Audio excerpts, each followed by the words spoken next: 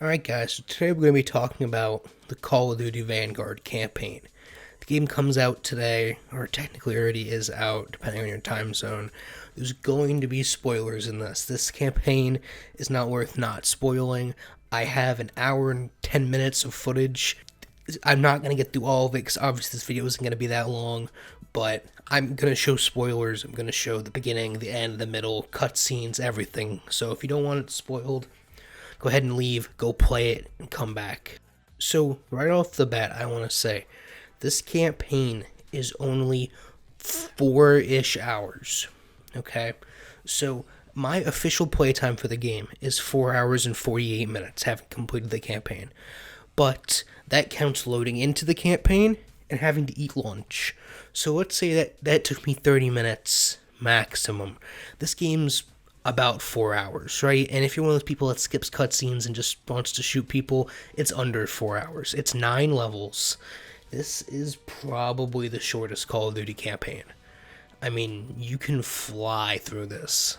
So, what is the campaign about? What's the story? What happens? So, obviously, like the whole rest of the game, it's set in World War II. And the way they decide to do this is your first mission is kind of an intro mission. Spoilers, you get captured, and then you're sitting in jail. From there, they go on to introduce the main characters with a flashback mission or two for every character. So like I said, there's 9 missions, an intro mission, and a final mission, and then a flashback, introduction, origin story mission, 1 or 2 for each character, right? Like I said, there's 9 missions. There's an intro mission and a final mission.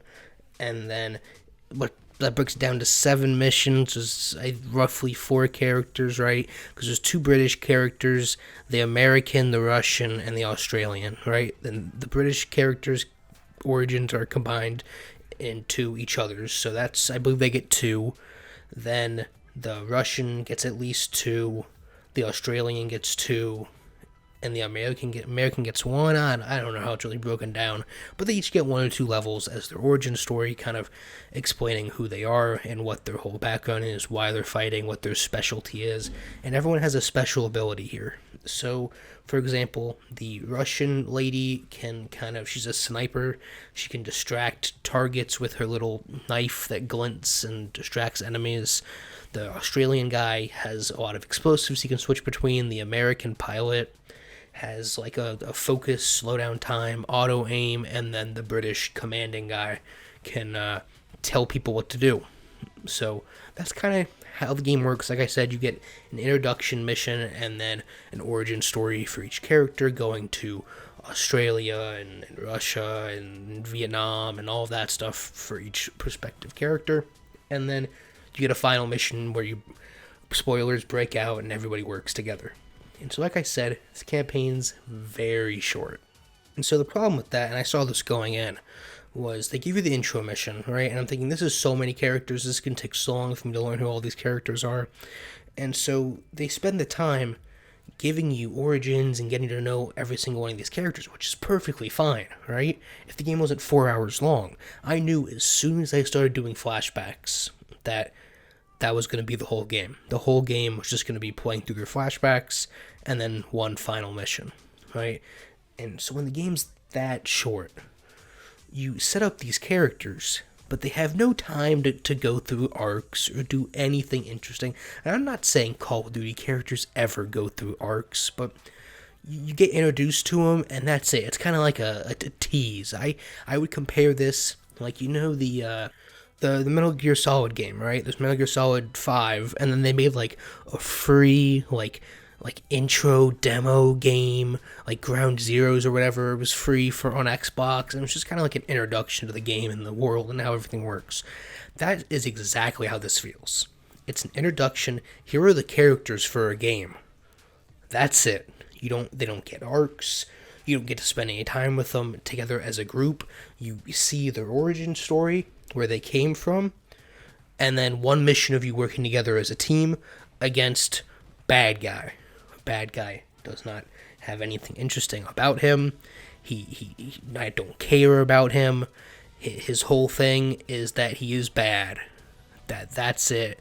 He doesn't have anything unique to him. I'm not going to remember his name.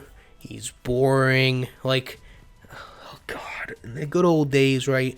You got freaking Makarov, and you got Steiner and Dragovich and Kravchenko, and even like Call of Duty Ghost. I don't remember the bad guy's name, but I want to say it was like Rourke or something.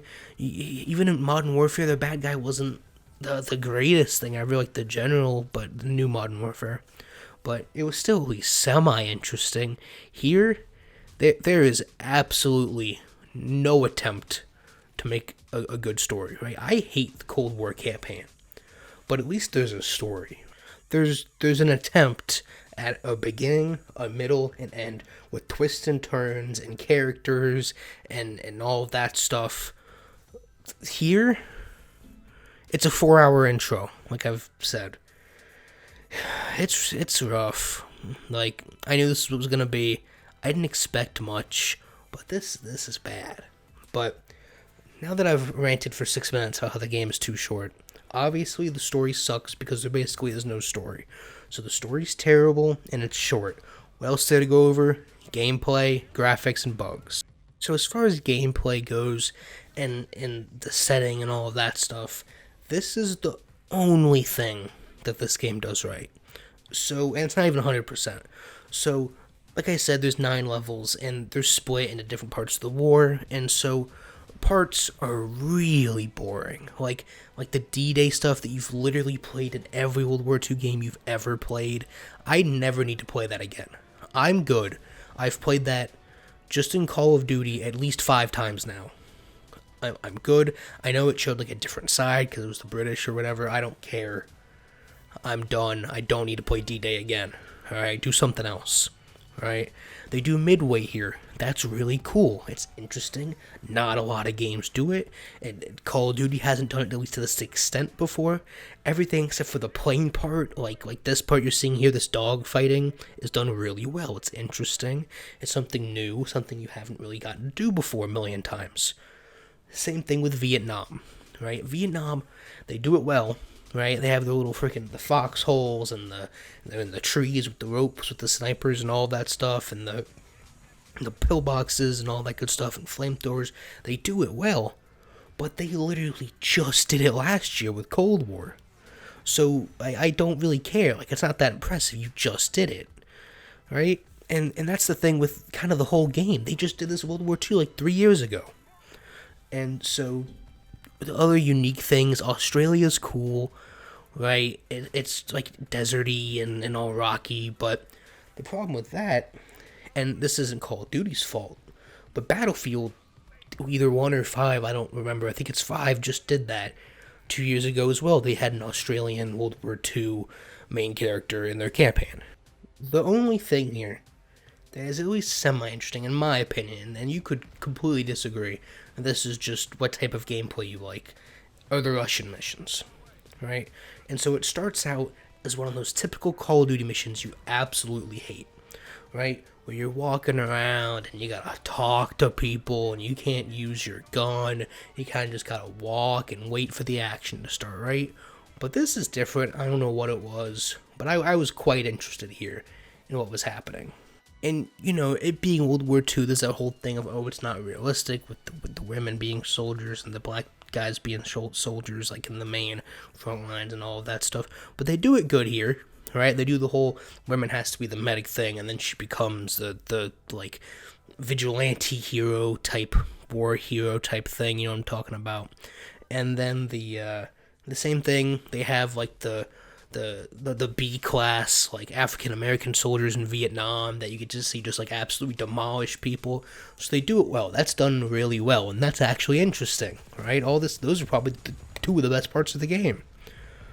But they're only for one mission, because what they try to do what Battlefield tried to do. And they tried to show a bunch of different parts of the war and, like, combine it all into one main story. You can't do that, especially when your game's fucking 4 hours long. Alright? You have to pick one. Right? Pick the Australian guy. Pick the British guy. The American guy's been done a million times, but pick the American guy. Pick the Russian girl. I think that would have been the most interesting one, is the Russian stuff. But pick one of them. And just go with it.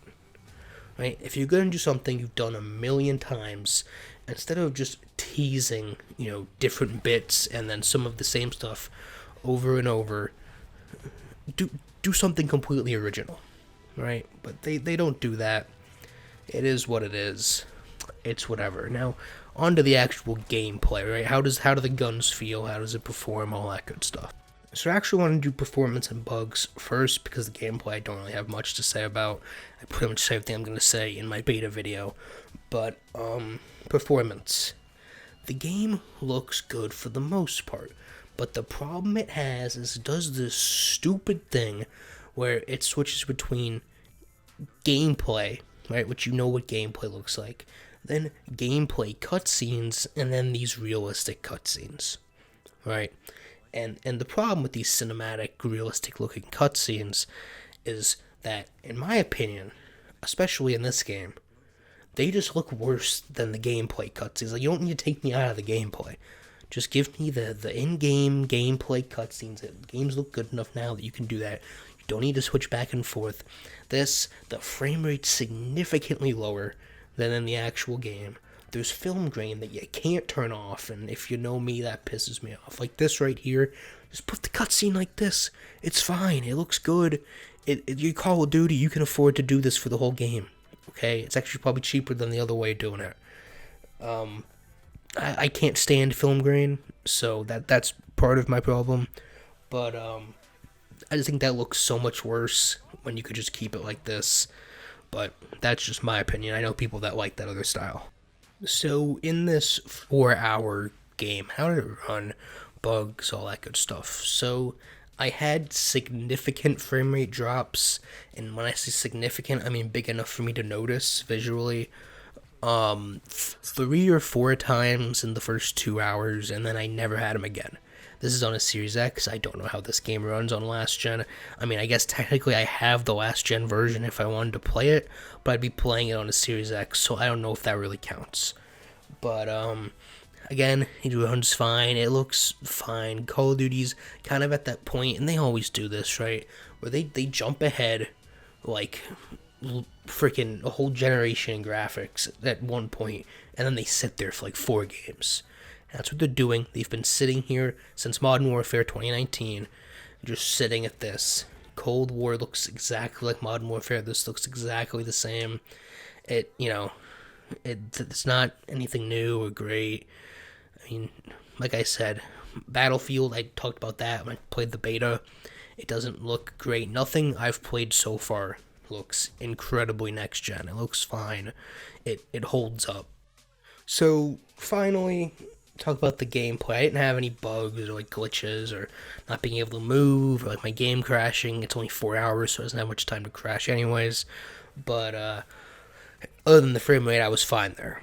So let's talk about the gameplay. I'm not really going to say much here. They have mounting where you can like move left and right on the mount. They have blind firing, all that stuff. That's more multiplayer focused. Like, that doesn't really affect you in the campaign all that much, especially with the guns here. And again, this is a personal choice, but I would say other than here and one other time in the game, you're using semi-automatics or bolt action for the majority of the game, right? And, I just don't find that as interesting, right? It makes the gameplay significantly less interesting, especially when you're using the Modern Warfare engine and how good recoil feels, and just shooting the guns feel on controller with the vibration, and just how heavy and weighty they feel. But, here, like I said, other than a few instances, you're in bolt action or semi-automatic for the majority of the game, so you don't get that feeling. But, yeah. So, that's cool. There's a plane level, and the controls are absolutely awful. Like, you saw in the gameplay probably, I looked like I had no clue what I was doing, but the controls are terrible. But that's pretty much it. Like, it's a Call of Duty campaign with just a really crappy story, and it's really short. So, and set in World War II. So, this is going to be a low one. I don't know what I gave Cold War. I'm going to have to go look at what I gave Cold War, because this has to be lower than that. So after further review, I gave Cold War's campaign a 3 out of 10, which is incredibly much lower than I thought I gave it. I mean, I understand why I gave it that, right? It ruins characters. And so the difference here, right, because I don't know what I'm going to give this game now, so I have to stall.